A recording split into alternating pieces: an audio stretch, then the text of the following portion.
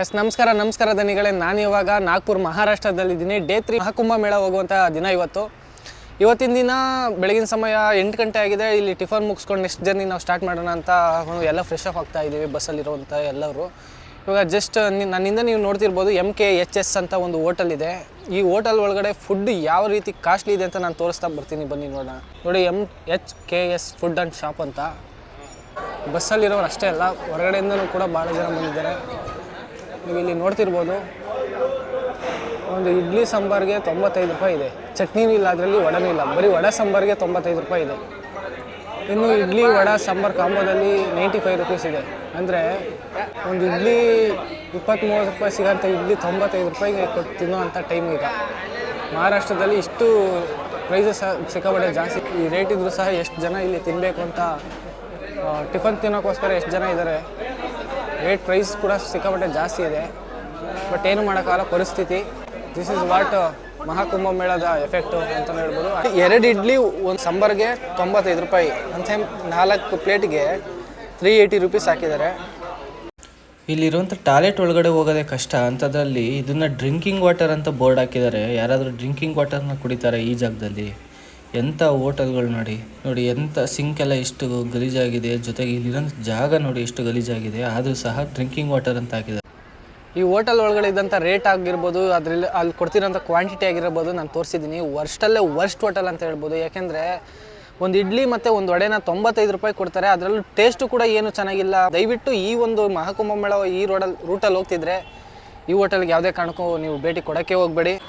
ದನಿಗಳೇ, ನಾನಿವಾಗ ಗೋಸಲ್ಪುರ್ ತಾಣಾ ಮಧ್ಯಪ್ರದೇಶದಲ್ಲಿದ್ದೀನಿ. ಮಧ್ಯಪ್ರದೇಶದಲ್ಲಿ ಊಟಕ್ಕಂತ ನಿಲ್ಲಿಸಿದ್ದಾರೆ. ನಾವು ಆ್ಯಕ್ಚುಲಿ ಊಟಕ್ಕೆ ನಿಲ್ಲಿಸಿರೋಂಥ ಜಾಗದಲ್ಲಿ ಊಟ ಮಾಡೋಕ್ಕೆ ಬಂದಿಲ್ಲ. ಯಾಕೆಂದರೆ ಅಲ್ಲಿ ಇರುವಂಥ ಮೆನು ಕಾರ್ಡಲ್ಲಿ ಇರೋಂಥ ನೇಮೇ ನಮಗೆ ಗೊತ್ತಾಗಲಿಲ್ಲ ಏನು ಅಂತ. ಅದಕ್ಕೆ ಬೇರೆ ಕಡೆ ಹುಡ್ಕೊಂಡು ಬಂದ್ವಿ. ಸ್ವಲ್ಪ ದೂರ ಬಂದಮೇಲೆ ನಮಗೆ ಸಿಕ್ಕಿದ್ದು ಈ ಹೋಟೆಲ್ಲು. ನೋಡಿ ನಮ್ಮ ಹಿಂದೆ ಕಾಣ್ತಿರೋದು ಈ ಹೋಟೆಲ್ಲು. ಇದರಲ್ಲಿ ಏನೋ ಕರ್ಡ್ ರೈಸು ಈ ಥರ ತಿಂದ್ಕೊಂಡು ಏನೋ ಜೀವನ ಮಾಡಬೇಕು. ಯಾಕೆಂದರೆ ಇಲ್ಲಿ ನಮ್ಮ ಕರ್ನಾಟಕದ ಊಟ ಸಿಗೋದಿಲ್ಲ. ಎಲ್ಲೇ ಹೋದರೂ ಎಲ್ಲೇ ಬಂದರೂ ಕನ್ನಡದ ಊಟ, ಕನ್ನಡದ ರುಚಿ, ಕನ್ನಡದ ಭಾಷೆ ಇರುವಂಥ ಗತ್ತು ಗಮ್ಮತ್ತು ಇನ್ನೆಲ್ಲೂ ಇಲ್ಲ ಅಂತ ಹೇಳ್ಬೋದು. ಕನ್ನಡ ನಾಡು ಅಷ್ಟು ಪವಿತ್ರವಾದಂಥ ನಾಡು ಅಂತ ಹೇಳ್ಬೋದು. ನೋಡ್ತಿರ್ಬೋದು, ಇದು ಗೋಸಲ್ಪುರಲ್ಲಿರುವಂಥ ಒಂದು ಹೋಟೆಲ್ಲು. भैया ये तो क्या है वो? पनीर मसाला है क्या? मतलब वो रोटी का साथ खाने के लिए है क्या? Okay okay. किसका ऑर्डर है वो? मेरा है वो उसका है? वही से कितना हो जाएगा एक प्लेट में? एक प्लेट को कितना हो जाएगा वो प्राइस? 190. ओह ठीक है.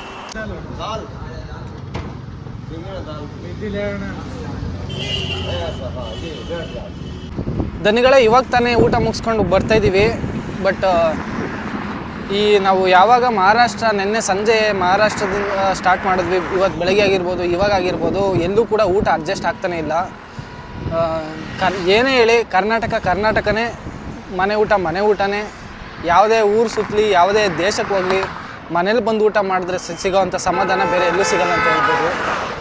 ಜನಗಳೇ, ಇಲ್ಲಿ ರೋಡ್ ಸೈಡಲ್ಲಿ ನೀರು ಎಲ್ಲೂ ಸಿಗಲ್ಲ. ಅದಕ್ಕೋಸ್ಕರ ಇಲ್ಲಿ ರೋಡ್ ಸೈಡಲ್ಲಿ ಗಾಡಿಗಳು ಮೂವ್ ಆಗ್ತಾವಲ್ಲ ಹೈವೇಲಿ, ಆ ಟೈಮಲ್ಲಿ ಅವ್ರಿಗೆ ನೀರು ಬೇಕು ಅಂದರೆ ಯಾವ ಥರ ತೊಗೊತಾರೆ ಅಂದರೆ, ನೋಡಿ ಇಲ್ಲಿ ಹಿಂದ್ಗಡೆ ಕ್ಯಾನ್ ಇಟ್ಟಿದ್ದಾರೆ. ಇದನ್ನು ನೀರು ಸೇಲ್ ಮಾಡ್ತಿರೋದು. ಈ ಕ್ಯಾನ್ನ ಅವ್ರ ಕ್ಯಾನ್ಗಳಿಗೆ ಡಂಪ್ ಮಾಡ್ಕೊತಾರೆ.